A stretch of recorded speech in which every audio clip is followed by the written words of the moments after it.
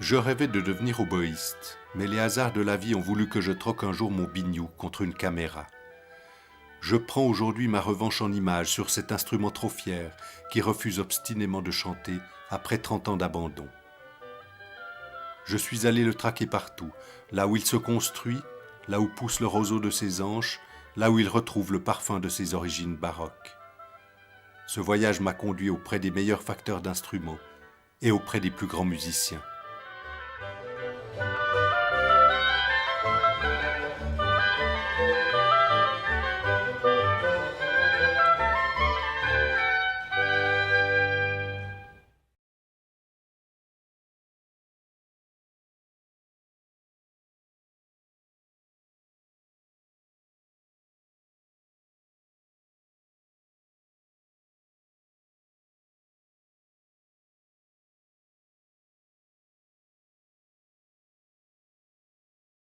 J'avais 9 ans quand mon père m'a dit il faut que tu choisisses un instrument maintenant.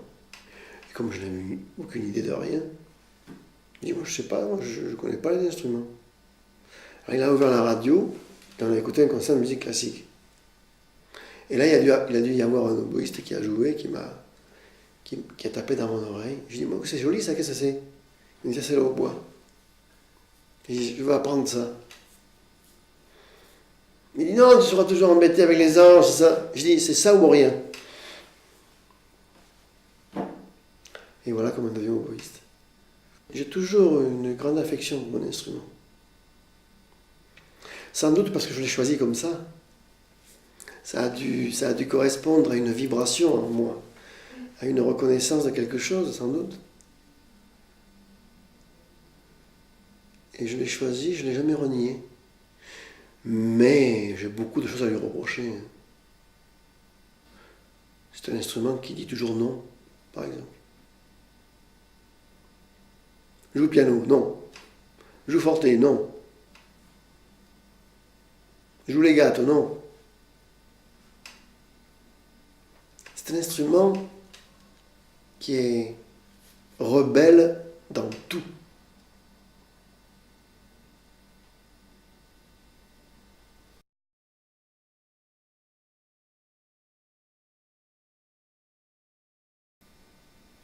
Mais il est rebelle parce qu'on le prend de front. Si vous le prenez en douceur, si vous l'apprivoisez, il peut vous péter à la gueule aussi, hein, ça arrive même plus d'une fois. Mais il s'assouplit, il se laisse faire. Mais il ne faut pas le louper. Hein. C'est d'ailleurs peut-être pour ça qu'il a peu de répertoire. Parce que ça a dû en faire reculer plus d'un. 2 octaves et demi, très pauvre comme étendue. Mais un timbre incomparable. Ça alors, ça c'est le roi de l'harmonie.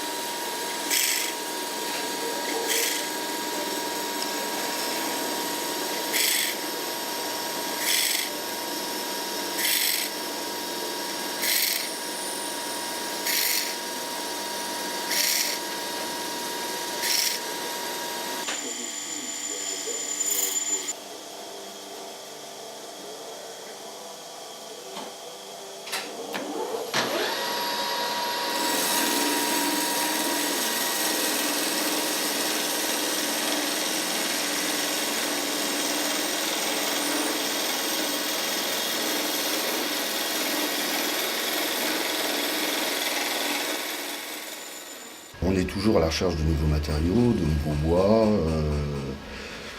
On a beaucoup de mal à en trouver. On fait des essais. Là, dernièrement, on a fait des essais en bois d'amourette, en bois de gaillac.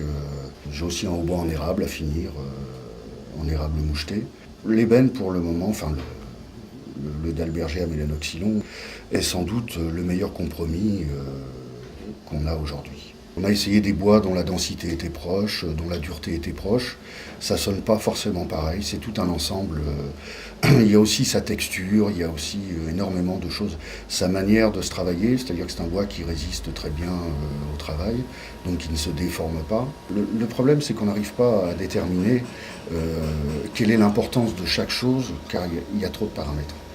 En fait, les musiciens sont ceux qui réfléchissent en permanence à la musique de demain, aux conditions de travail de demain. Là, je parle pour les musiciens d'orchestre. Ce sont eux qui nous donnent la voie à suivre.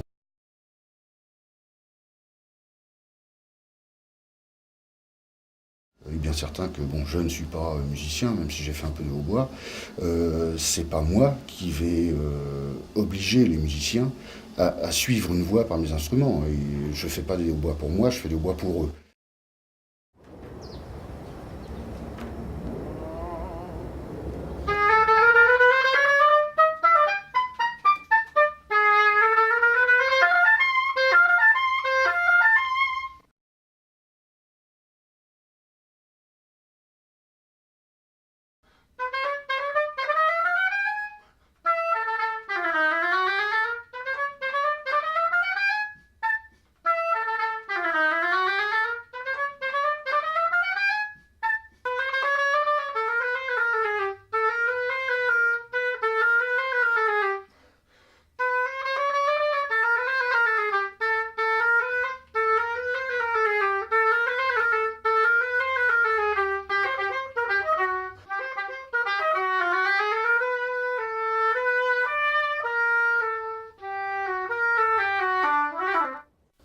Moi, j'étais fou de hautbois. J'ai rarement entendu un bon hautbois. C'est un peu dans mon village, Langenthal, il y avait le théâtre en tournée, Städtebundtheater, et il passait avec les opéras, avec deux violons et une trompette et un piano, et le hautbois en tout cas jouait toujours, mais avec un orchestre très réduit. Et là, le hautbois, j'ai beaucoup aimé la sonorité de hautbois. Et puis, il y avait aussi l'orchestre à Langenthal où il y avait deux hautboistes, mais et j'ai vraiment scié jusqu'à ce que j'ai pu jouer.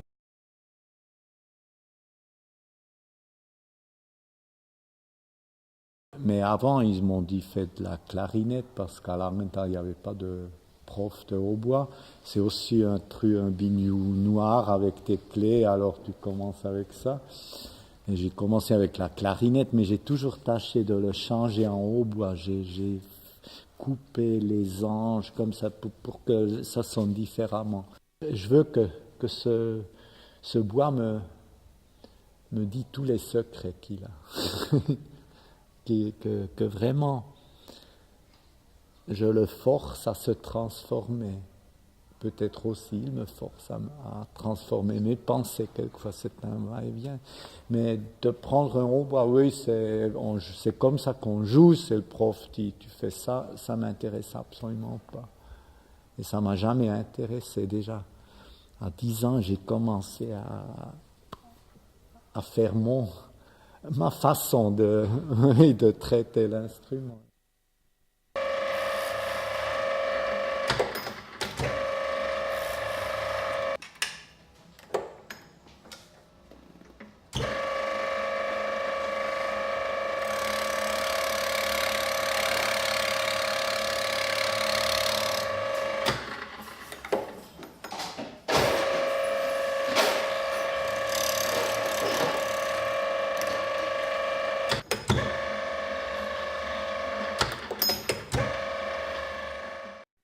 Oui, c'est un instrument attachant, c'est vrai. C'est sa sonorité surtout qui est attachante, plus que le contact avec l'instrument, parce que l'instrument est par exemple moins beau que peut l'être un beau violon ou un beau violoncelle.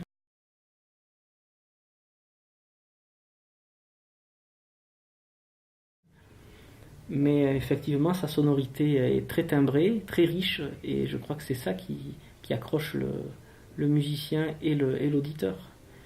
D'autant plus qu'on la sent vraiment résonner dans la tête, on sent la boîte crânienne, les cavités nasales, les joues, la gorge, tout résonne quand on joue, et effectivement c'est un petit peu une drogue au bout d'un moment, on a du mal à s'en passer.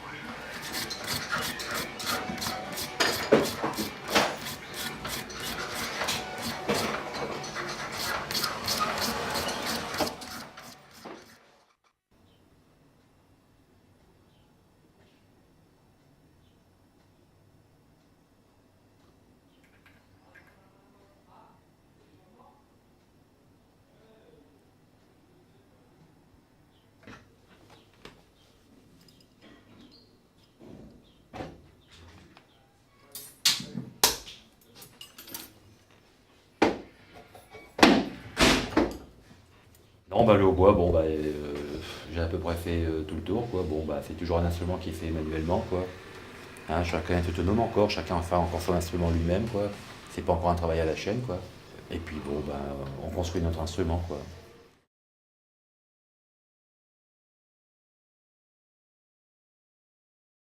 On est content quand on a fini au bois, de dire tiens, j'ai fait un hautbois. Bah ouais, c'est pas l'usine, hein. C'est pas l'usine. Non, puis on est tous solidaires les uns des autres, quoi. Parce que nous, on est solidaires, par exemple, des tourneurs. Bon, bah, quand ils ont fini leur bois, bon, nous, on travaille dessus. Il y a toujours la marque Reguta, par exemple, pour le Reguta, il y a toujours le son Reguta, il y a toujours l'empreinte Reguta. Mais au niveau de la qualité enfin, ils sont tous pareils, si vous voulez.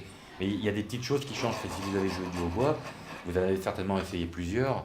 Bon, on voit que c'est pas les mêmes grains, tout a même fait le même son. Enfin, il y a des choses qui changent au niveau du son et puis du grain et de la couleur du hautbois, enfin, comme les musiciens appellent ça, quoi.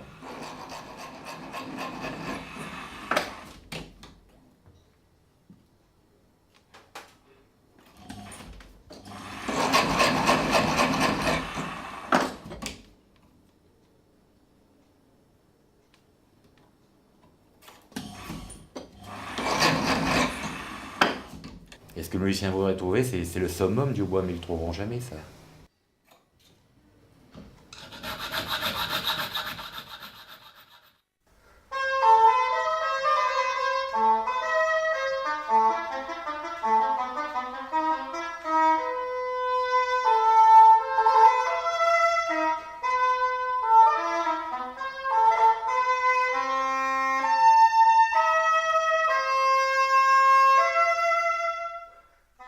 Naturellement, un instrument a une certaine, je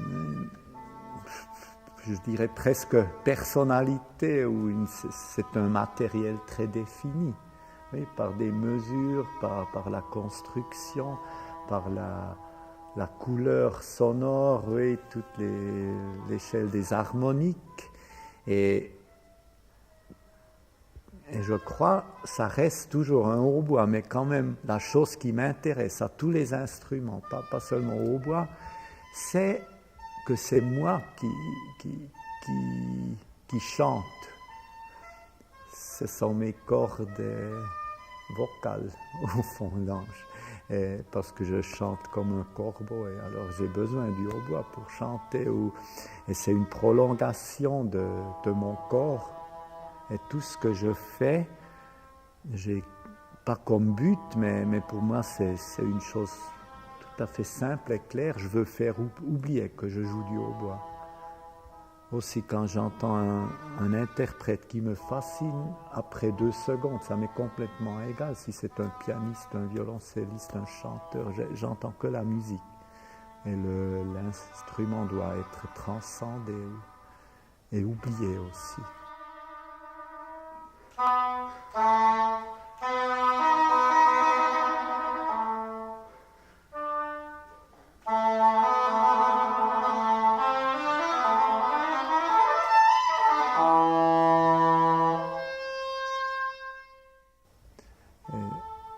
Et je crois que le hautbois est particulièrement apte à faire ça parce que c'est tellement physique, avec la respiration assez contrainte ou peu naturelle. On ne dépense pas assez de souffle pour une respiration normale. C'est toujours le côté physique qui reste présent.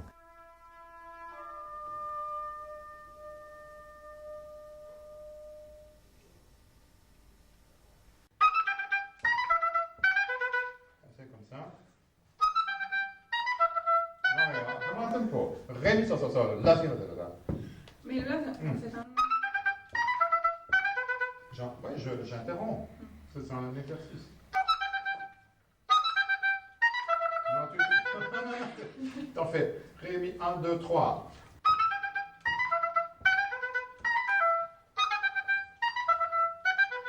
Voilà. Maintenant, tu rajoutes le son qui manque. Ouais, tu mets trop de force dans le nom. Ouais, mais presse pas avec la langue. Sans force. Voilà. Essaye-le en tout, de nouveau séparé.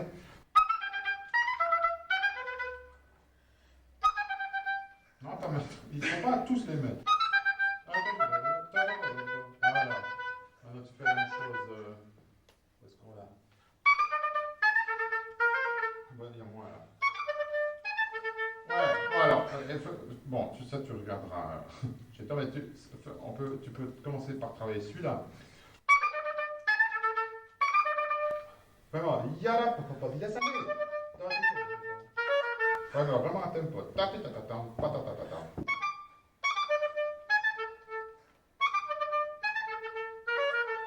Alors.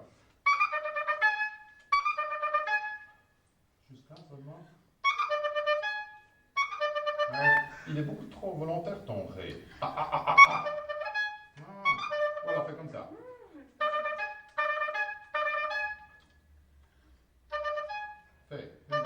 Fais une petite levée calme, enfin, sans force.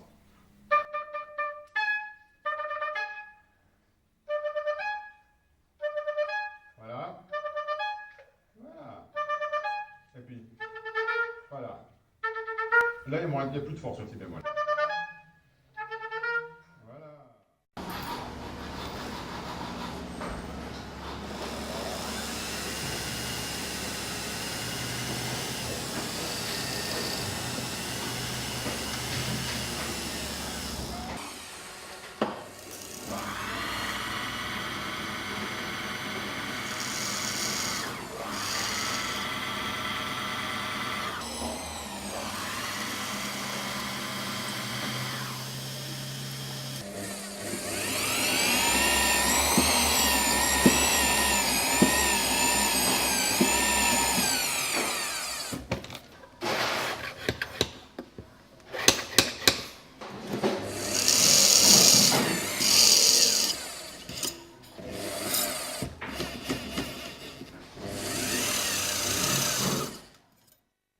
Vous voyez, par exemple, celui-là, il n'a pas d'anneau. Là, il y a un anneau à la base des pavillons. Bon, il y a des musiciens qui préfèrent pas d'anneau parce que ça retient le son. D'autres, ils veulent les anneaux pour... ça leur plaît. D'autres, les emboîtages. Il y en a qui en veulent, il y en a qui en veulent pas. Ils veulent tout bois. On fait aussi des bois, en bois, tout bois. Il n'y a pas du tout de métal. Ça arrive. Mais il y en a qui vont chercher loin, hein.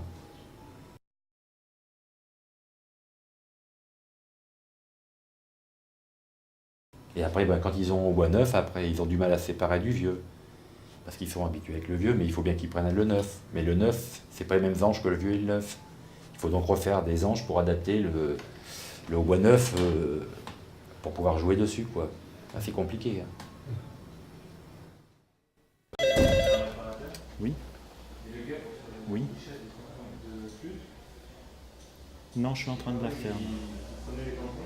Oui, je suis dessus là. Ah oui, ça visse.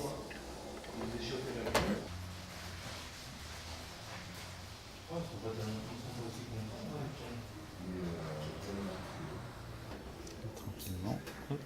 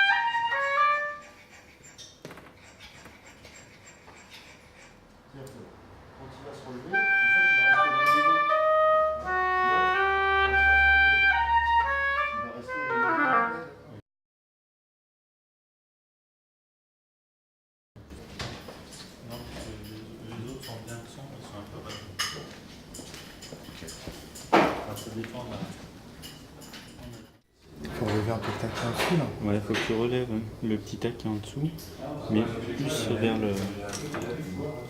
vers le bord là, tu vois, ici là. faut que tu le relèves le plus possible, de façon à... Ici, ça sert à rien. Et de façon à ce que l'arrondi tombe bien dedans, là, sur la pièce. Et comme ça, tu vas déjà gagner, tu vas baisser légèrement la levée du sol dièse, et en plus, tu vas gagner en course pour le plateau de si, sans qu'il soit trop bas au point de lever. Comme ça, le plateau posera juste sur l'angle, et quand tu le lèveras, ça fera un gain important, et il y aura, comme ça, il y aura la levée qu'il faut ici, et le verrou, il ira ici. Et les deux pièces arriveront en même temps. Voilà, déjà, tu vois, là, j'ai déjà trop gagné. Ici, c'est pas bon, parce que la pointe de sol dièse ne touche plus. Bah ouais, c'était sûr. Là, il y a de la levée qu'il faut, ici, il n'y a pas assez de levée. On va casser un peu le nez. Hop.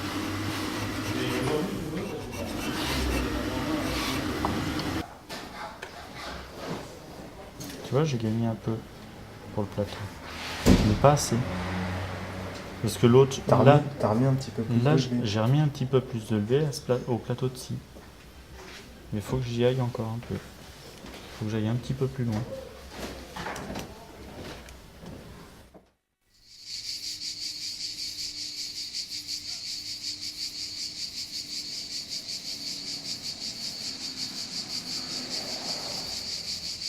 La particolarité du roseau du Var, c'est que nous avons les Mistral.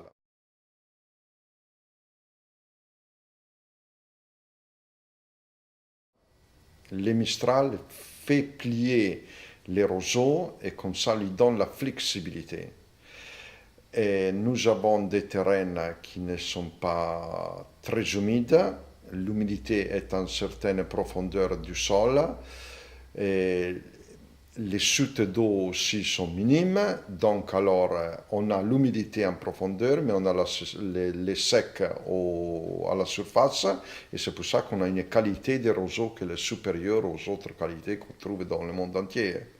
Parce que les grandes entreprises achètent les roseaux un peu partout où ils en trouvent, en Argentine, en Californie, en Australie, en Grèce, mais la meilleure qualité, elle est ici, c'est les terrains qui fait ça.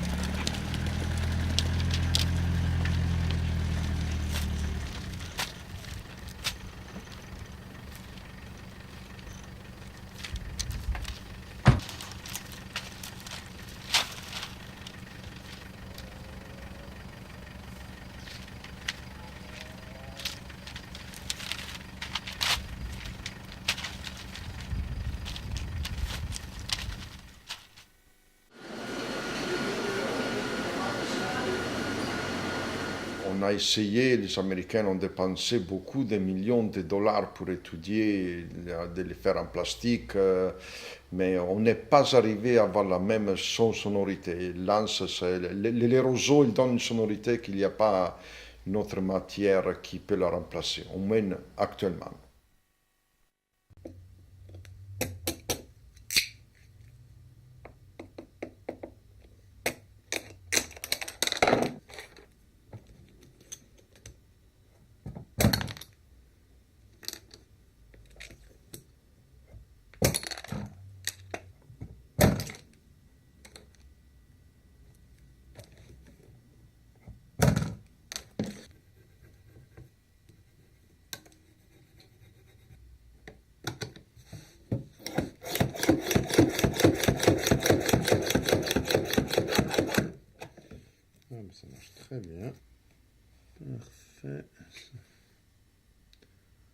5-8.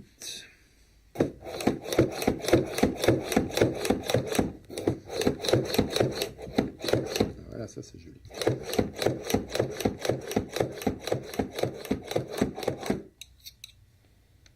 Voilà.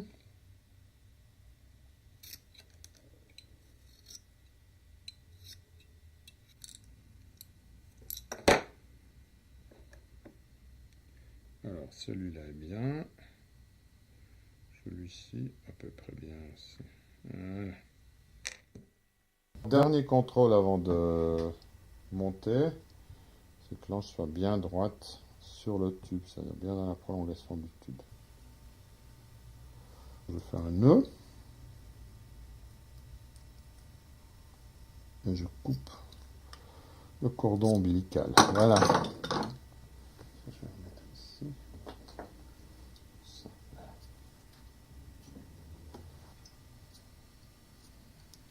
Je mets ici le bout, là, il faut faire attention de ne pas arracher les côtés.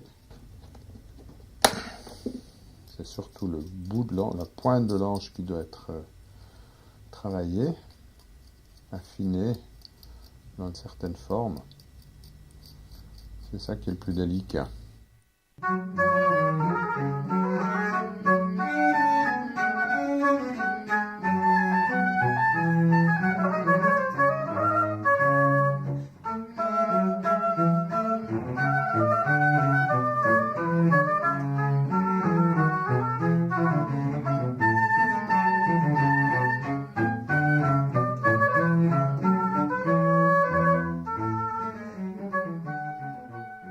Bon, le goût pour l'instrument baroque, pour moi, date déjà de nombreuses années, avant même que je commence à faire de l'orchestre, lorsque j'étais étudiant. Mais dès l'instant où je suis rentré dans un grand orchestre comme l'Orchestre de la Suisse romande et puis avant l'Opéra de Lyon, c'est vrai que pour un jeune musicien qui commence dans ce métier-là, ça laisse pas beaucoup de place pour le reste. Il faut se consacrer à 100% à son travail dans l'orchestre. Et puis, avec les années, avec l'expérience, petit à petit, on arrive à maîtriser le problème et puis on a un petit peu plus de liberté pour s'adonner à d'autres envies. Et effectivement, après 15 ans d'orchestre, maintenant je commence de nouveau à me sentir suffisamment à l'aise pour pouvoir essayer de mener de front l'instrument baroque et l'instrument moderne, parce que c'est la cohabitation des deux qui est difficile.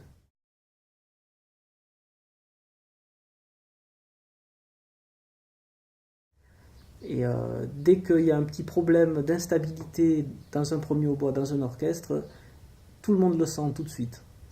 Et d'abord le hautbois donne le la, donc tous les musiciens ont l'habitude de se référer au hautbois pour l'intonation, et si le hautbois est un tout petit peu instable, ça a un effet dévastateur sur l'ensemble de la petite harmonie d'un orchestre.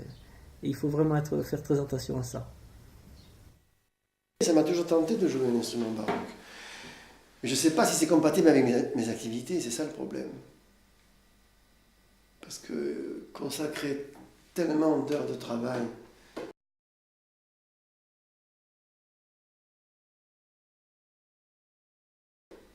surtout j'arrive à un âge où j'ai plus tellement envie de m'emmerder, quoi. Mais c'est pas dit. Je crois que le plus difficile, c'est de sauter. Une fois qu'on est dans la merde, qu'on a sauté, ça va, on se débat. Mais c'est pour y aller, vous comprenez? Alors, j'ai toujours un pied sur la berge, moi, je ne veux pas y aller.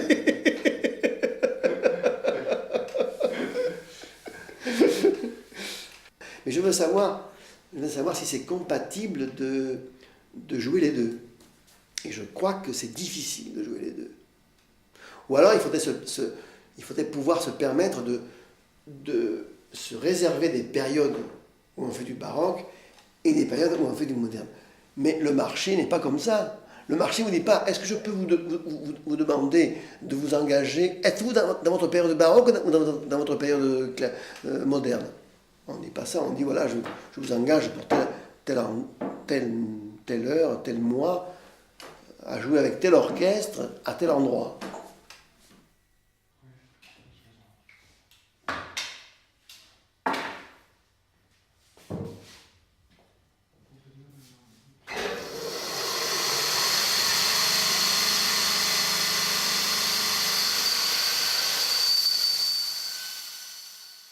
C'est dommage que le bois travaille tellement, sinon je suis sûr qu'on fabriquait encore des hautbois modernes en buis. Le son, ouais, je trouve qu'il y a plus de chaleur. L'ébène, c'est plus dur, donc le son est plus direct. Mais le buis, c'est vraiment agréable. J'ai essayé de faire des instruments en érable, des hautbois en érable, aussi en if et ou. Mais le son était moins intéressant. Pour moi, le buis, c'est mon bois préféré.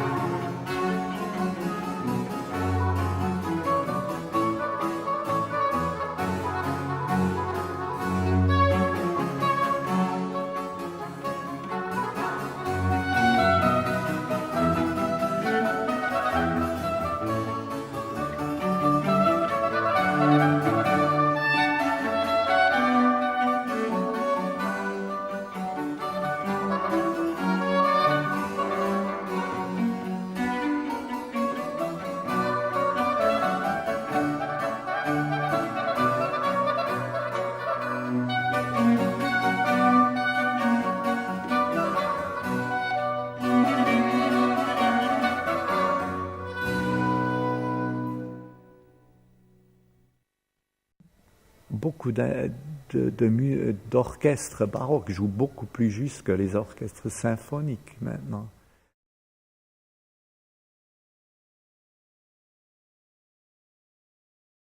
C'est vraiment, ils se soucient beaucoup de l'intonation aussi, de l'intonation non tempérée, de toutes ces choses-là, qui s'est fait surtout avec le corps naturel. Et tout, on est beaucoup plus sensible à l'intonation, vraiment juste, harmoniquement juste, et le phrasé, et les sons comme ça, qu'on lâche, qu'on ne soutient pas les sonorités comme on a appris au conservatoire, mais qu'on laisse respirer les sonorités d'un orchestre. On peut faire les tempi beaucoup plus rapides, légères. Les tempi métronomiques de Beethoven semblent parfaitement naturels sur des instruments anciens. Tandis qu'un orchestre moderne qui joue droit, c'est comme un cheval qu'on tape, qu'il marche vite, ça ne va pas vraiment.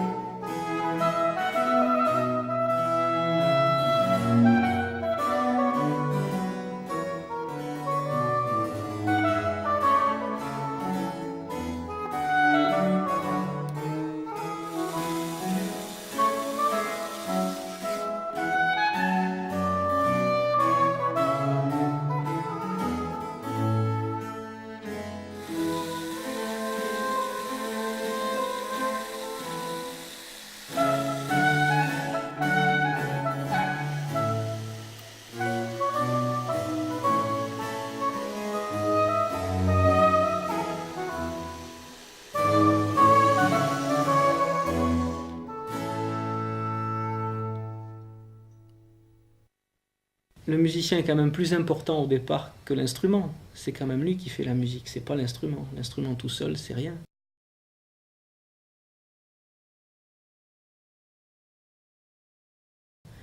Mais c'est vrai que de jouer, de redécouvrir ce répertoire sur les instruments anciens, ça a peut-être changé aussi la façon de le jouer. Et maintenant, on joue la musique sur instrument baroque, enfin on joue la musique baroque sur instrument moderne différemment de ce qu'on l'a joué il y a quelques années, grâce aux musiciens qui ont redécouvert ce répertoire sur les instruments anciens. Et donc de ce côté-là, on leur doit beaucoup.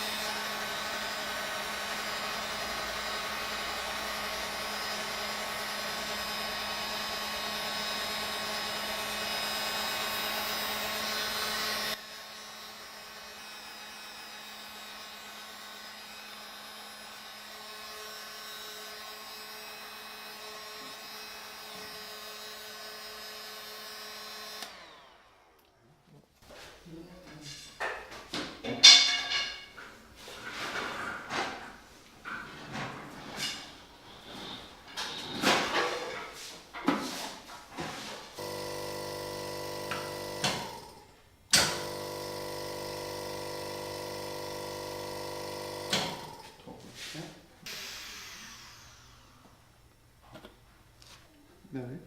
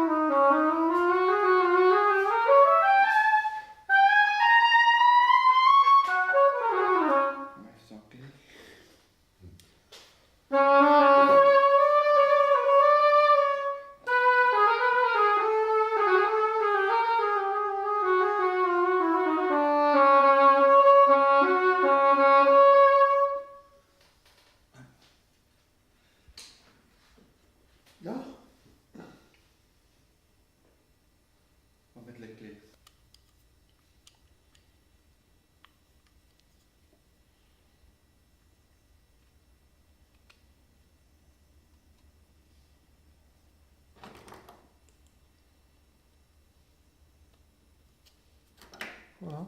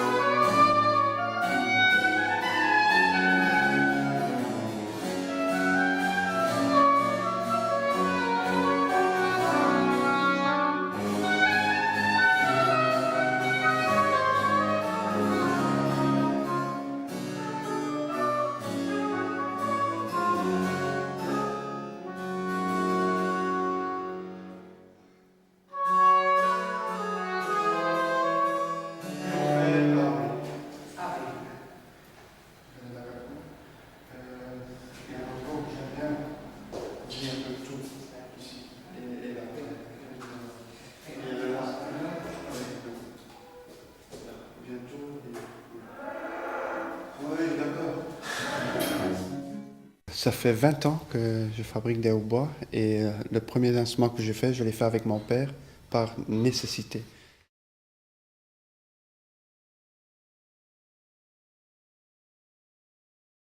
J'avais rencontré Paul Dombrecht qui commençait à jouer le hautbois baroque, qui travaillait avec Léonard.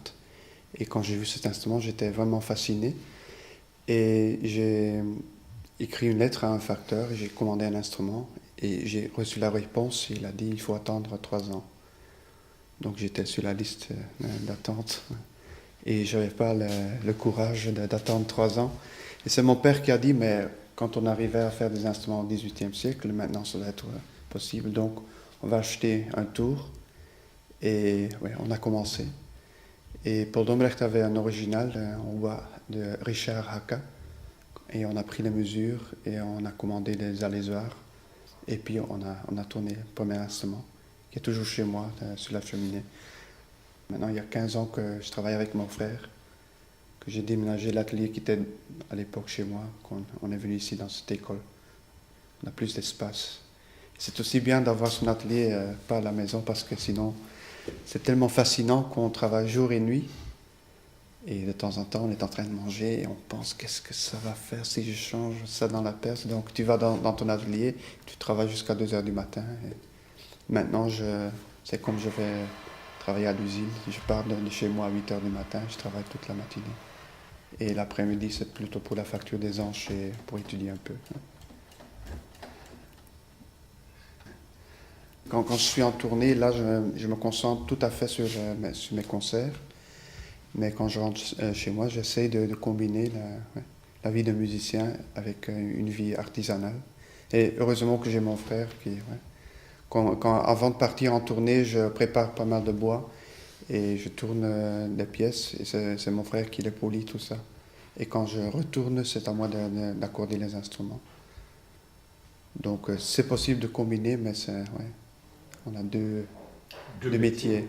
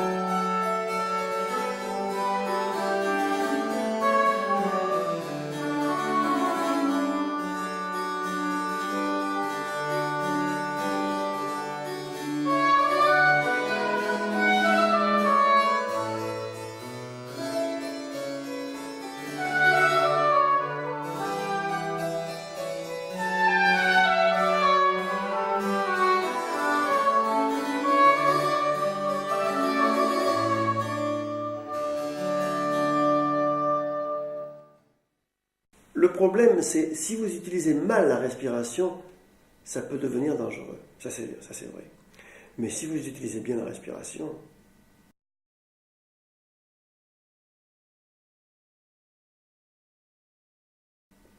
comprenez, utiliser bien la respiration, ça veut dire quoi? Ça veut dire que lorsque vous sentez que vous êtes en surpression ou en sous-pression, vous changez le système.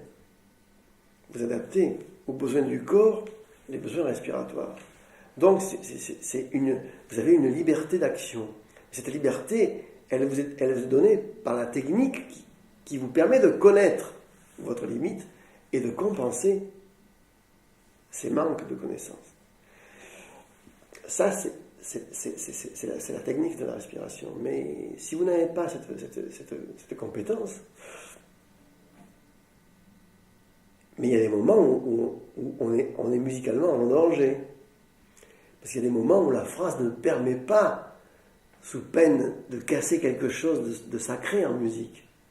Et vous préférez prendre sur votre corps la dure responsabilité de supporter, de souffrir, plutôt que de casser la musique. Là, c'est un choix. Je pense que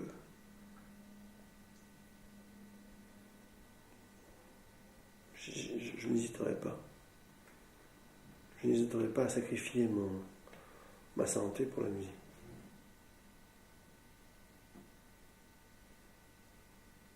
Quelque part, je dis que il y a quelque chose de plus sacré que la vie physique. C'est la vie de la musique. C'est la vie de la musique.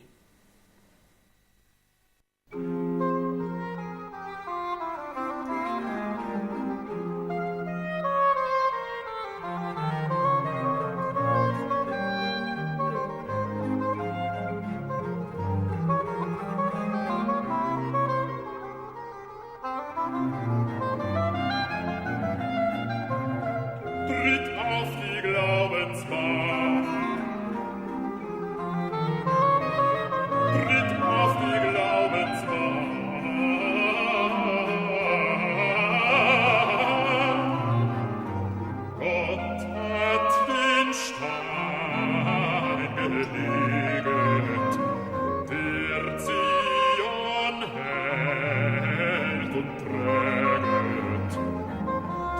auf die Glaubenswacht,